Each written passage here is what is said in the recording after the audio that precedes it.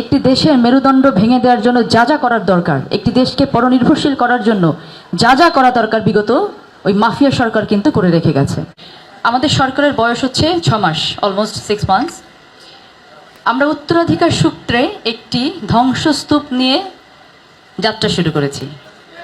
একটি ধ্বংসস্তূপ, বাংলাদেশ নামক মানচিত্রটাকে একটি ধ্বংসস্তূপে পরিণত করে ছিবড়ে করে রেখে চলে গেছে একটি মাফিয়া দল, একটি মাফিয়া তথাকথিত সরকার।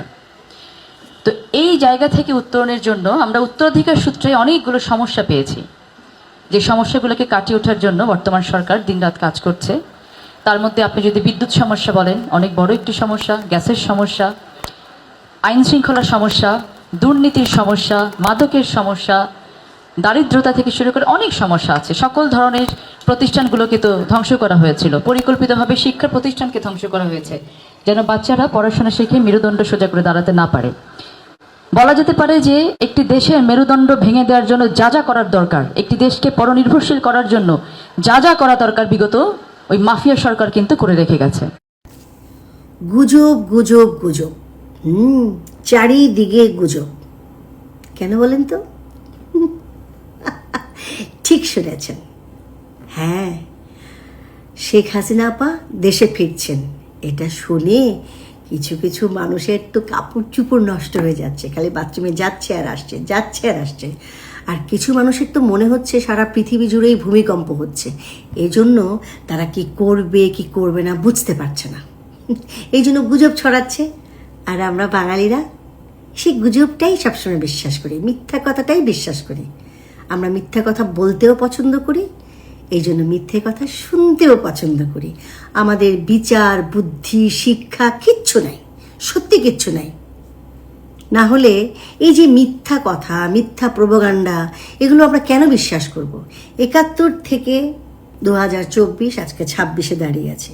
প্রতিদিন প্রতিনিয়ত অসংখ্য মিথ্যা কথা। বদরুদ্দিন ওমর,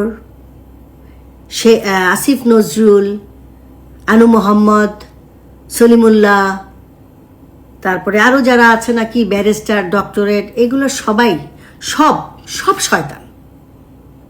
কারণ বঙ্গবন্ধুর যে উচ্চতা, সেই উচ্চতা স্পর্শ করার মতো যোগ্যতা এদের একটি মানুষেরও নেই, নেই নেই নেই। সেই জন্য যে মানুষটা একটা স্বাধীন দেশ এই বাঙালিকে উপহার দিয়েছে, তার প্রতি এদের যে কি পরিমাণ ঘৃণা আর কি পরিমাণ ভয়, এটা আপনারা চিন্তাও করতে পারবেন না। ভয়ে এরা সব সময় আবল তাবল কথা বলে, আবল তাবল কথা বলে, আবল তাবল মানে মানে গল্প ছড়ায়। আমরা কেন বিশ্বাস করছি তাদের কথা বলেন তো?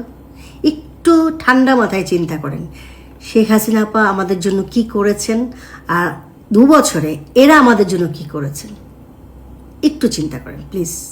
এই যে বঙ্গবন্ধুর পরিবারকে নিয়ে প্রতিনিয়ত গুজব, শেখ জামাল, শেখ কামাল, হাসিনা আপা, এগুলো কেন বলেন তো? এই যে এখনো বলছে শেখ হাসিনা আপা মারা গেছেন এবং ওনার ভয়েস নাকি AI দিয়ে শোনানো হচ্ছে। কেন ভাই, কি কারণে? ওনার এইটা কেন করতে হবে ওনার দেশের মানুষের সাথে, যে দেশের মানুষগুলো ওনার অপেক্ষায় বসে আছেন? উনি কি বোঝেন না? উনি কি জানেন না কি পরিমাণ এই মানুষগুলো ওনাকে ভালোবাসে? তাদের সাথে উনি মিথ্যে কথা বলবে? উনি তো বলেছেন আমি দেশে যাব, তোমাদের যদি মেরে ফেলতে ইচ্ছা করে মেরে ফেলো। এই সাহসটা কজন মানুষের আছে? উনি যেহেতু নারী, এই সাহস এটা এই বুড়া অসভ্যগুলো নিতে পারছে না। এদের লেখাপড়া হয়েছে কিন্তু মানসিক কোনো শিক্ষা নাই, মানসিক শিক্ষা নাই, পারিবারিক শিক্ষা নাই, কিছু নাই এদের। হলপ করে বলতে পারি।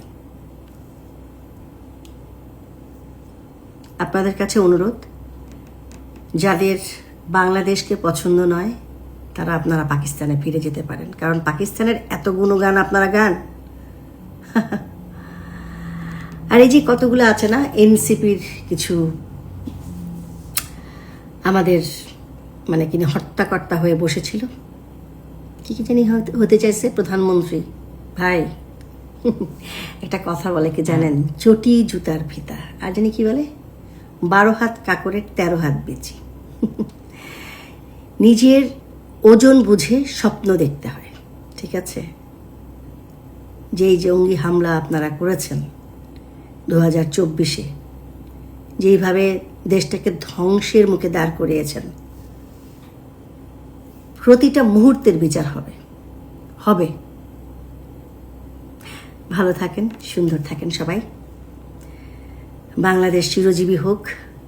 আমাদের হাসিনা আপা আসুন, আপনি সুন্দর করে আবার দেশটাকে নতুন করে সাজান, এই প্রত্যাশায় আমরা। জয় বাংলা, জয় বঙ্গবন্ধু। ভালো থাকবেন সবাই।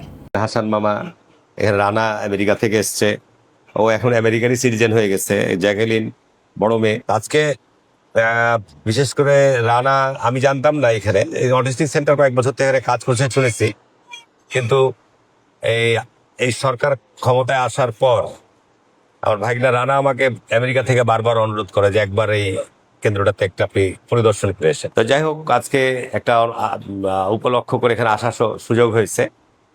এবং আজকে চাঁপাইনবাবগঞ্জে আরো কয়েকটা এরকম অটিস্টিক কেন্দ্র, আমাদের ইসলামপুরে একটা আছে, পৌরসভায় রাজরামপুরে একটা করেছে, আর এইখানে রানাও তার ব্যক্তিগত উদ্যোগে চালিয়ে আসছে। আসলে আল্লাহ আমাদের মহান সৃষ্টিকর্তা, এবং আল্লাহ পাক পবিত্র কোরআনের মধ্যেই বলছে যে আমি সমস্ত ক্ষমতার ইচ্ছার মালিক। আজকে আল্লাহ কোরআনের মধ্যেই বলে দিচ্ছে যে আমি কাউকে নিঃসন্তান করেছি, কাউকে সন্তান দান করেছি। আবার বলছে কাউকে শুধু কন্যা সন্তান দিয়েছি, কাউকে পুরুষ সন্তান দিয়েছি, কাউকে উভয়ই দিয়েছি। আবার কেউ সুস্থ এবং কেউ অসুস্থ হিসাবেও আল্লাহ পাক জন্ম দিচ্ছেন। সবই আল্লাহর ইচ্ছা। তো আজকে এই যে অটিস্টিক বাচ্চারা আজকে বাংলাদেশে বিভিন্নভাবে সারা দেশে বিপুল পরিমাণ অটিস্টিক বাচ্চার জন্ম লাভ করছে, এবং এদের সঠিক পরিচয়, এদের মায়েদের বিশেষ করে বেশি কষ্ট হয়। তার মায়েরা যেহেতু জন্ম দেয়, তাদের এই সন্তানকে তারা কি লালন পালন করতে হয়।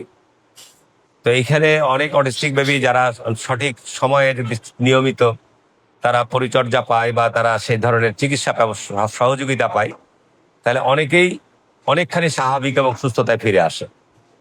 তো যেটাকে কেন্দ্র করে আজকে সরকারও কিন্তু এই ধরনের অটিস্টিক কেন্দ্রগুলোকে সহায়তা দিচ্ছে, কেন্দ্র নির্মাণ করে দিচ্ছে। তো যাই হোক, আমি ধন্যবাদ জানাচ্ছি যে সুদূর আমেরিকা থেকে আমার ভাগনা রানা এই প্রতিষ্ঠানের ব্যাপারে অত্যন্ত আন্তরিক, উদ্যোগী, এবং এটা শুধু বলেছে আমাকে জায়গা দেন, জায়গা দিলে যা স্থাপনা করা দরকার আমি করে ফেলবো। আমি বলি যে ঠিক আছে, আমরা জায়গা দিচ্ছি, এর পাশাপাশি তোমার জায়গা থেকে তুমি যেটা অর্থ যোগান দিতে পারবা আমরা মন্ত্রণালয়ে সেভাবেই প্রস্তাব পাঠাবো যে এটার জন্য যদি 5 কোটি টাকা খরচ হয় বা 3 কোটি টাকা খরচ হয় বা 2 কোটি টাকা খরচ হয়, তাহলে এখানে আমাদের সোনামণি পরিবারের পক্ষ থেকে কি পরিমাণ তোমরা অনুদান দিতে পারবা সেটা তোমরা এখনই চিন্তা ভাবনা করো ভাই বোনরা সবাই মিলে। হ্যাঁ, ইনশাল্লাহ আমরা মনে করি যে নবাবগঞ্জে একটা ভালো প্রতিষ্ঠান আমরা করে দেবো ইনশাল্লাহ। আপনারা দোয়া করবেন।